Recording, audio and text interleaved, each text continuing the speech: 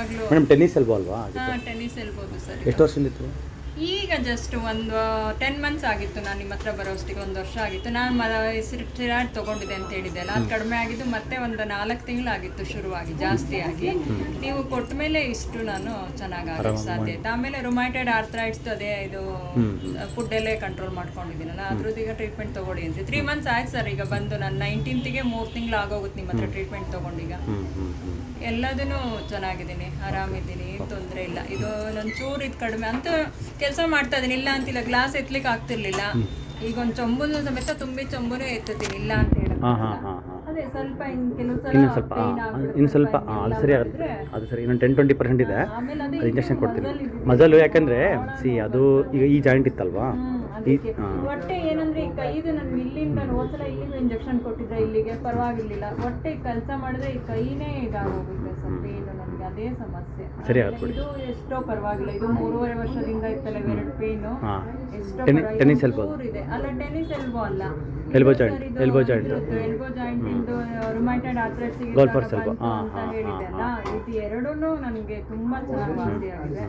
I am happy. ನಿಜವಾಗ್ಲೂ ಬಹಳ ಖುಷಿ ಆಗುತ್ತೆ ನನಗೆ. ಯಾಕೆ ಗೊತ್ತಾ, ನಿಮ್ಮ ನೆನ್ಸ್ಕೋಬೇಕು. ನಾನು ಒಂದು ಲೋಟ ಎತ್ತುವಾಗಲೂ ನಾನು ನೆನ್ಸ್ಕೋತೀನಿ. ಯಾಕಂದ್ರೆ ನಾನು ನಿಜವಾಗ್ಲೂ ಕರಿಬೇಕಿತ್ತು ಎಲ್ಲಾರನ್ನು ಕೆಲಸ ಮಾಡ್ಕೊಡಿ. ಲೋಟ ಎತ್ತಕ್ಕೆ ಕೂಡ ಈ ಟೆನ್ನಿಸ್ ಎಲ್ಬೋದು ಎತ್ತಕ್ ಆಗ್ತಿರ್ಲಿಲ್ಲ ಸರ್. ಲೋಟ ಕೂಡ ಬೆರಳಿಂದ ಸೆನ್ಸೇಷನ್ ಅಲ್ವಾ.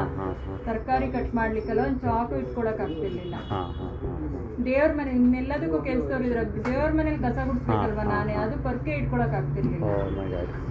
ಹ್ಯಾಪಿ. ನಿಜವಾಗ್ಲೂ ನನಗೆ ಬಹಳ ಖುಷಿಯಾಗಿದೆ. ಅದೇ ಇದು ಸರಿ ಆಗ್ತದೆ. ಏನು ಗೊತ್ತಾ, ಈ ಮಸಲ್ಸು ನೋಡಿ, ಎಕ್ಸಾಂಪಲ್ಲು ಇದು ನೋಡಿ, ಕಂಪ್ಲೀಟ್ ಟ್ರೆಪಿಜಿಯಸ್ ಮಸಲ್. ಇಲ್ಲಿಂದ ಈ ಟ್ರೆಪಿಜಿಯಸ್ ಮಸಲ್ ಇಲ್ಲಿಗೆ ಇನ್ಸರ್ಷನ್ ಆಗುತ್ತದೋ, ಅದಾದಮೇಲೆ ಈ ಬೈಸೆಪ್ಸು, ಟ್ರೈಸೆಪ್ಸು, ಡೆಲ್ಟಾಯ್ಡು, ಮತ್ತು ಇವೇನು ಮಸಲ್ಸ್ ಇರ್ತಾವೋ, ಒನ್ಸ್ ಜಾಯಿಂಟ್ಸ್ ಇನ್ಫ್ಲಮೇಷನ್ ಆದರೆ ಮಸಲ್ಸಲ್ಲೂ ಇನ್ಫ್ಲಮೇಷನ್ ಇರುತ್ತೆ. ಯಾಕಂದರೆ ಅದೇ ಆಟೋ ಇಮ್ಯೂನು ಮಸಲ್ಸ್ನ ಎಫೆಕ್ಟ್ ಮಾಡಿರುತ್ತೆ.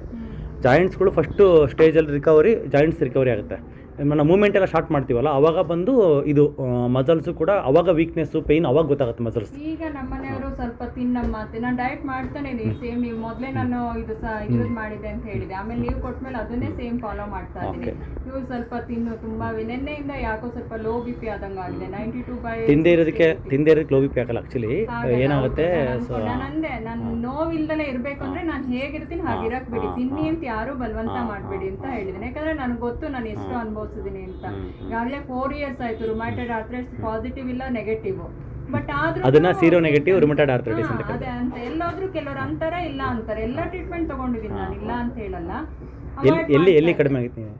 ಏನು ರುಮೈಟೆಡ್ ಆರ್ಥ್ರೈಟಿಸ್ 4 ವರ್ಷದಿಂದ ಎಲ್ಲ ಕಡೆ ತಗೊಂತಾ ಇದ್ರು. ತೋರಿಸಿದೆ. ಇದು ಆಯುರ್ವೇದದಲ್ಲಿ ಹೋದಾಗೆಲ್ಲ ಅದೇ ಹೇಳಿದ್ರು. ನಾನು ಶಿರ್ಸಿಗೆ ಹೋಗಿದ್ದೆ, ಧರ್ಮಸ್ಥಳಕ್ಕೆ ಹೋಗಿದ್ದೆ, ಅಲ್ಲೆಲ್ಲ ಟ್ರೀಟ್ಮೆಂಟ್ ಕೊಟ್ಟಿದ್ದಾರೆ. ಬಟ್ ಅದೇ ಸ್ವಲ್ಪ ದಿವಸ ಸರಿ ಇರುತ್ತೆ. ಮತ್ತೇನಾರ ಫುಡ್ ತಗೊಂಡ್ರೆ ಅದಕ್ಕೆ ಈಗ 1 ವರ್ಷದಿಂದ ಡಯಟ್ ಮಾಡ್ತಾ ಇದೀನಿ. ಇನ್ನು ತರಕಾರಿ, ಹಣ್ಣು ಇದೇನು ಒಂದೇ ಟೈಮ್ ಊಟ, ಬೇಯಿಸಿದ ಆಹಾರ ಏನು ತಗೋಬೇಕಂದ್ರೆ ಒಂದೇ ಟೈಮು.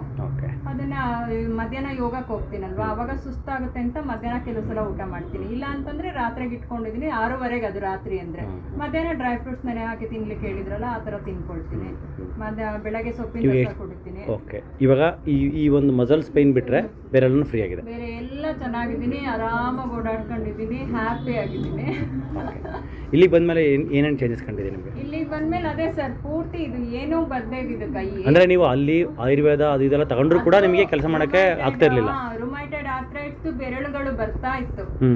ಬೆರಳೇನಿದೆಲ್ಲ ಪೇನ್ಸ್ ಇದೆಲ್ಲ ಈ ರೀತಿ ಹಿಂಗ ಅನ್ನಕ್ ಆಗ್ತಾ ಇರ್ಲಿಲ್ಲ. ಆದ್ರೂ ಅದು ಗೊತ್ತಾಗ್ತಾ ಇತ್ತು. ಫುಡ್ ಏನಾದ್ರು ತಿಂದ್ರೆ, ಈಗೆಲ್ಲ ಮನೇಲಿ ತಿಂತಾರಲ್ವಾ, ನಾವು ತಿಂದ್ರೆ ಅದು ಆಗ್ತಾ ಇರ್ಲಿಲ್ಲ. ಅದಕ್ಕೆ ನಾನೇನ್ ಮಾಡ್ದೆ, ಕಡಿಮೆ ಮಾಡ್ಕೊಂಡೇ ಬಂದೆ. ಇದೇ ರೀತಿ ನೀವೇನ್ ಹೇಳಿದಿರಾ ಅದನ್ನೇ ಮೊದ್ಲಿಂದ ಮಾಡ್ಕೊಂಡ್ ಬರ್ತಾ ಇದ್ದೆ. ಸ್ವಲ್ಪ ನೀವು ಚೇಂಜಸ್ ಏನ್ ಹೇಳಿದ್ರ ಅದೇ ರೀತಿ ಈಗಾನು ನಾನು ಕಂಪ್ಲೀಟ್ ಹಂಗೆ ಮಾಡ್ಕೊಂಡ್ ಬರ್ತಾ ಇದ್ದೀನಿ.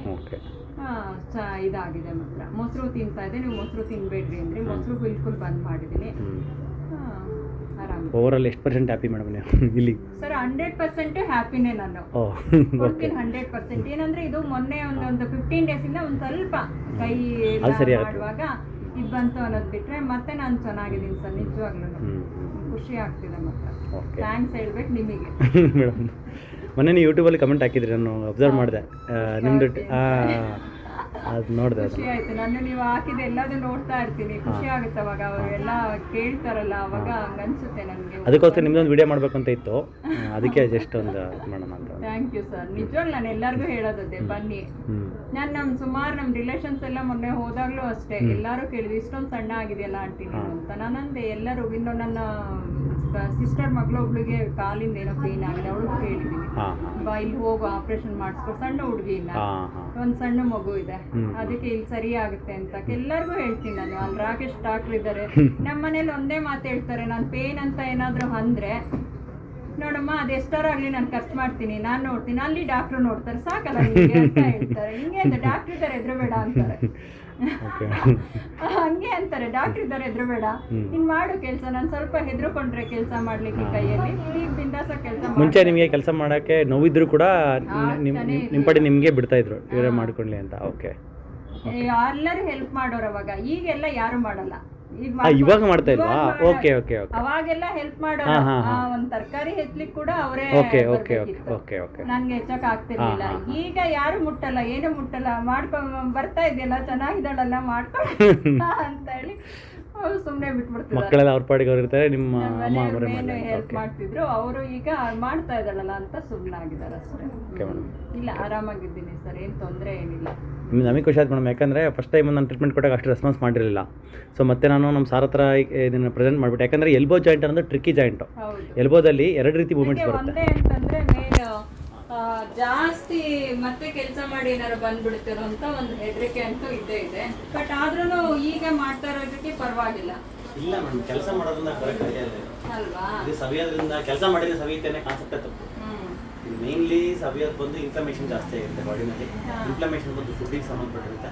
ನಾವು ಫುಡ್ ಕರೆಕ್ಷನ್ ಮಾಡ್ಕೊಂಡ್ಬಿಡ್ತೀವಿ, ಇದು ತಿನ್ಬೇಡ ತಿನ್ನು ಅಂತ ಅನ್ನುವಾಗ ನಾವು ಮಾಡ್ಬಿಡ್ತೀವಿ. ಬಟ್ ಅಲ್ಲಿವರೆಗೂ ಆಗಿರೋ ಇನ್ಫ್ಲಮೇಷನ್ ನಾವು ತೆಗಿಬೇಕು. ಅಲ್ಲಿವರೆಗೆ ಮಲ್ಟಿ ಲೆವೆಲಲ್ಲಿ ಇನ್ಫ್ಲಮೇಷನ್ ಇರುತ್ತೆ, ಜಾಯಿಂಟ್ಸಲ್ಲಿ ಇರುತ್ತೆ, ಬ್ಲಡ್ಡಲ್ಲಿ ಇರುತ್ತೆ, ಗಟ್ಟಲ್ಲಿ ಇರುತ್ತೆ, ಮತ್ತೆ ಪ್ರತಿಯೊಂದೊಂದು ಸೆಲ್ಸ್ ಒಳಗೂ ಸೇರ್ಕೊಂಡಿರುತ್ತೆ, ಕಾರ್ಟಿಲೇಜ್ ಒಳಗೆ ಸೇರ್ಕೊಂಡಿರುತ್ತೆ. ಅದೆಲ್ಲ ನಾವು ಇನ್ಫ್ಲಮೇಷನ್ ತೆಗಿಬೇಕು. ಕಾಲೆಲ್ಲ ಸ್ವಲ್ಪ ಪೇನ್ ಬರ್ತಾ ಇತ್ತು. ನೀ ದೇವ್ರ ಮನೇಲಿ ಕೂತ್ಕೊಂಡಂಗೆ ಚಕ್ರ ಬಕ್ಲ ಹಾಕೊಂಡು ಕೂತ್ಕೊಂಡಂಗೆ ಮಾಡಕ್ಕೆ ಖಂಡಿತವಾಗ್ಲೂ ಸರ್ ಎಷ್ಟು ಈಗ ಒಂದು ಅರ್ಧ ಗಂಟೆ ಕೂತ್ಕೊಳ್ತೀನಿ. ಮೊದಲು ಒಂದು 5 ಮಿನಿಟ್ಸಿಗೆಲ್ಲ ನನ್ನ ಪೊಸಿಷನ್ ಚೇಂಜ್ ಮಾಡಬೇಕಿತ್ತು. ಈಗ ನಾನು ಅರ್ಧ ಗಂಟೆ ಹಿಂಗೆ ಕೂತ್ಕೊಳ್ತೀನಿ, ಏನು ತೊಂದರೆ ಇಲ್ಲ. ನನಗೆ ಅಲ್ಲಿ ಕೂರೋದೇ ಇಷ್ಟ, ಚಕ್ರ ಬಕ್ಲ ಹಾಕೊಂಡೆ ಕೂತ್ಕೋಬೇಕು ಅಂತ ಅನ್ಸುತ್ತೆ.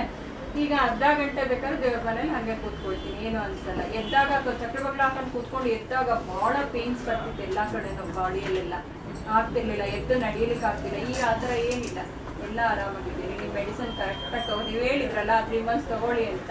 ಯಾಕಂದರೆ ಮೆಡಿಸನಿಂದ ಬೇಸತ್ತೋಗಿದೆ, ಟ್ಯಾಬ್ಲೆಟ್ಸ್ ಎಲ್ಲ ಏನು ಬೇಡ ಅಂತ ಸಾಕ ಹೋಗುತ್ತೆ. ಮೆಡಿಸನ್ 4 ವರ್ಷದಿಂದ ತಿಂತಾ ಇದ್ದೀನಲ್ವಾ, ಬೇಡ ಅನ್ಸ್ಬಿಟ್ಟಿತ್ತು. ಈಗ ಆರಾಮಿದೆ, ನಿಮ್ಮ ಡೋಸೇಜ್ ಕಡಿಮೆ ಆಗ್ತಾ ಬಂತು, ಹಾಗಾಗಿ ನನಗೆ ಇನ್ನೂ ಖುಷಿ ಆಯಿತು. ಇನ್ನೂ ಚೆನ್ನಾಗ್ತೀರ ಇನ್ನೂ, ಯಾಕಂದರೆ ಇದೇನಂದರೆ ಇನ್ಫ್ಲಮೇಷನ್ ಅನ್ನೋದು ಈಗ 1.5 ತಿಂಗಳಾಯ್ತು ನಾನು ಬಂದು ಹೋಗಿ. ನಾನು ಆರಾಮಾಗಿದ್ದೀನಿ, ಏನು ತೊಂದರೆ ಇಲ್ಲ. ಸರ್ ಒಂದೇ ಏನಂತಂದ್ರೆ ನಾನು ಹೇಳಿದ್ದಲ್ಲ, ನಾನು ಅನುಭವಿಸಿದ್ ಬಹಳ ಇತ್ತು. ಖಂಡಿತವಾಗ್ಲೂ ಎಲ್ಲರೂ ಬನ್ನಿ, ಯಾಕಂದ್ರೆ ಪೇನ್ಫುಲ್ ಇದು. ಇಡೀ ನಮ್ಗೆ ನೋವು ಅನ್ನೋದು ಯಾವಾಗ್ಲೂ ಇದ್ದೇ ಇರುತ್ತದು. ಇಲ್ಲಿ ಆ ನೋವೇ ಇರೋದಿಲ್ಲ ಸರ್ ಹತ್ರ. ಏನು ಇಂಜೆಕ್ಷನ್ ತಗೊಳ್ಬೇಕು ಅನ್ನೋದೊಂದು ಬಿಟ್ರೆ ಮತ್ತೆ ಏನೂ ತೊಂದರೆ ಇಲ್ಲ.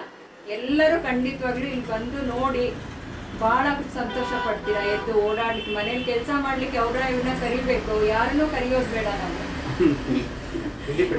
ನಿಜವಾಗ್ಲೂ ಸರ್ ನಾವು ಏನ್ ಗೊತ್ತಾ ಆಶಿಸೋದೇನಂದ್ರೆ ನಾವೆಲ್ಲರ ಮೇಲೂ ಡಿಪೆಂಡ್ ಆಗ್ಬೇಕು ಅನ್ನೋದು ಬಹಳ ಸಿಟ್ಟು ಬರುತ್ತೆ. ಅವಾಗ ಮೆಂಟಲಿ ನಮ್ಗೆ ಹೆಂಗಾಗುತ್ತೆ ಅಂದ್ರೆ ಸ್ಟ್ರೆಸ್ ಬಹಳ ಇರುತ್ತೆ. ಇವ್ರನ್ನ ಕರಿ, ಒಂದ್ ಪಾತ್ರೆ ಎತ್ಲಿಕ್ಕೆ ಅವ್ರನ್ನ ಕರಿ, ಇದನ್ನ ಕರಿ, ಆತರ ಬೇಡವೇ ಬೇಡ. ನಾವು ಇಲ್ಲ ಏನ್ ಗೊತ್ತಾ, ಬದುಕಿರೋ ತನಕ ಇನ್ನೊಬ್ಬನ ಕರೆದು ಮಾಡಿಸ್ಕೋಬಾರ್ದು.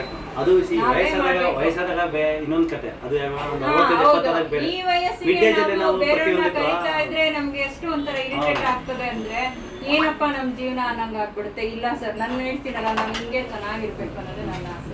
ನೀವು ಹಿಂಗೆ ಇರ್ತೀರ ಮೇಡಮ್, ನಮಗೆ ಯಾಕಿರಲ್ಲ. ಭಗವಂತನ ಆಶೀರ್ವಾದ ಇದೆ, ಮತ್ತೆ ನಿಮಗೆ ನೋವು ವಾಸಿ ಆಗಿದೆ. ಇನ್ನೂ ಕಂಪ್ಲೀಟಾಗಿ ಇನ್ಫ್ಲಮೇಷನ್ ಕಂಪ್ಲೀಟಾಗಿ ಹೋಗುತ್ತೆ. ಹೋಗ್ಬಿಟ್ರೆ ನೀವು ನಾನು 2 ಸಲ ಸ್ಟೆರಾಯ್ಡ್ ಕೊಟ್ಟಿದ್ದಾರೆ ಸರ್, ನೀವೇ ಬೈದ್ರಿ ಅವತ್ತು, ಯಾಕೆ ತಗೊಂಡ್ರಿ? ಎಲ್ಲರೂ ಚೇಂಜ್ ಆಗ್ಬಿಟ್ಟಿತ್ತು ನಿಮ್ಗೆ, ವೈಟ್ ಆಗ್ಬಿಟ್ಟಿತ್ತು, ಎಲ್ಲ ಹೋಗಿತ್ತು.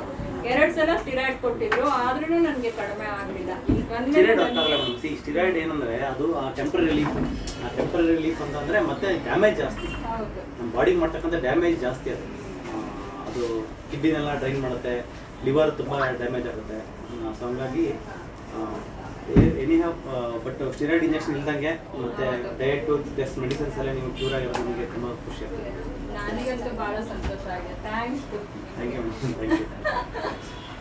Okay madam, thank you.